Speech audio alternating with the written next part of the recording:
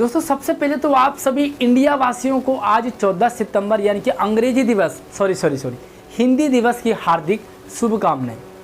आज का दिन 14 सितंबर अंग्रेजी दिवस हिंदी दिवस आप सभी को सोचने को मजबूर कर देगा कि आप इंडिया वासी हैं या भारतवासी, आप इंडिया में रहते हैं या भारत में।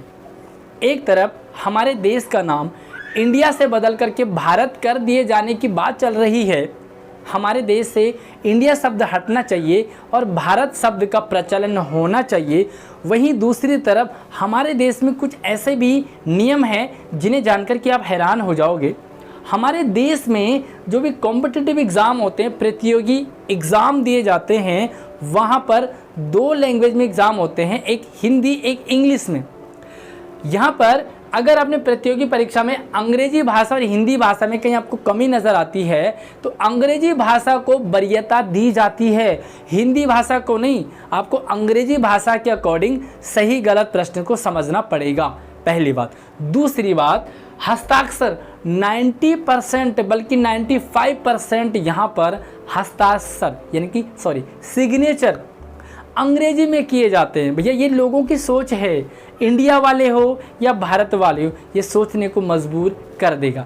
तीसरी चीज़, सर्कुलर आदेश जो भी आते हैं, जो कार्यालयी सर्कुलर आते हैं, आदेश आते हैं, कुछ स्टेट को छोड़कर, जैसे उत्तराखंड, जैसे उत्तर प्रदेश में जो सर्कुलर है वो मैक्सिमम यानी कि ज़्यादातर वो हिंदी में होते हैं, लेकिन बाकी स्टेट में आप देखोगे तो जो सर्कुलर आदेश हैं वो अंग्रेजी भाषा में ही आते हैं।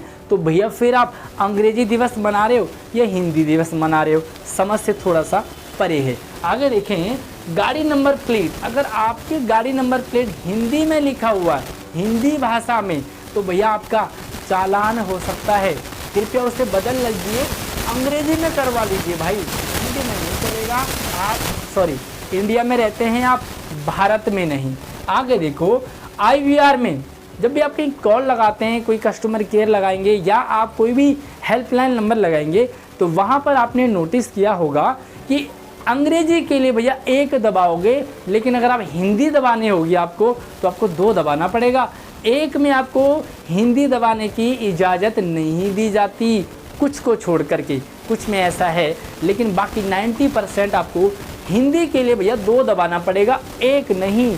आगे देखें, अदालत में जो भी कोर्ट वगैरह में जो बहस होती है, जो दलीलें दी जाती है, वो 90% अंग्रेजी में दी जाती है। जज साहब हों या वकील साहब हों, वो अंग्रेजी में ही बात करते हैं, जैसे उन्हें हिंदी ही नहीं आती है। भैया आप इंडिया में रहते हैं या भारत में रहते हैं, आप इंडिया वासी हैं या भारतवासी, ये समझ से परे है। पास होने के लिए आपको हिंदी एक वैकल्पिक रूप में भी कई बार आपको देखने को मिलता है, यानी कि अगर आप लैंग्वेज में किसी लैंग्वेज में अगर आप हिंदी में फेल हो जाते हैं, दूसरी लैंग्वेज में पास हो गए, तो आपको पास माना जाता है। मतलब हिंदी भी अब वैकल्पिक रूप में पास होने के लिए काम आता है। अब ये मैं तो समझ से परे हूँ, आप मुझे कमेंट करके बताइए। मैंने वैसे यहाँ पर 7, 8, 9, 10 और भी संख्याएं जो हैं वो मैंने छोड़े हुए हैं, तो आप कमेंट सेक्शन में बताइए कि इनके अलावा और कौन कौन सी जगह पर आपको इंडिया होने पर प्राउड फील होता है, यानी कि आप इंडिया हो ऐसा लगता है, जहाँ पर आप भारत होने का तो पता ही नहीं चलता। भैया ऐसे क्यों करते हो यार? एक तरफ आप हिंदी दिवस की शुभकामनाएं हिंदी दिवस के रूप में मना रहे हो, दूसरी तरफ आप हिंदी को इतना कमज़ोर बना रहे हो, हिंदी को आपने इतना नीचे लेके आ गए कि समझ ये नहीं आता कि हिंदी दिवस है या अंग्रेजी दिवस है। आप इंडिया में रहते हो या भारत में रहते हो, आपको भारतवासी कहा जाए या इंडिया वासी, मैं तो भैया इसीलिए थोड़ा सा मेरी जबान लड़खड़ा गई। बाकी आपको क्या लगता है, अपने विचार कमेंट सेक्शन में ज़रूर रखिए। इस वीडियो को ज़्यादा से ज़्यादा शेयर कीजिए। मेरी निवेदन है, प्रार्थना है, अनुनय विनिवेदन है कि कृपया हिंदी के लिए कुछ सोचिए, कुछ विचार कीजिए। इस तरह के जहाँ देश में हिंदी को राजभाषा के रूप में देखा जाता है, वहीं हिंदी की इस तरह की जो दयनीय दशा है वो थोड़ा सा सोचने समझने को मजबूर करती है। धन्यवाद।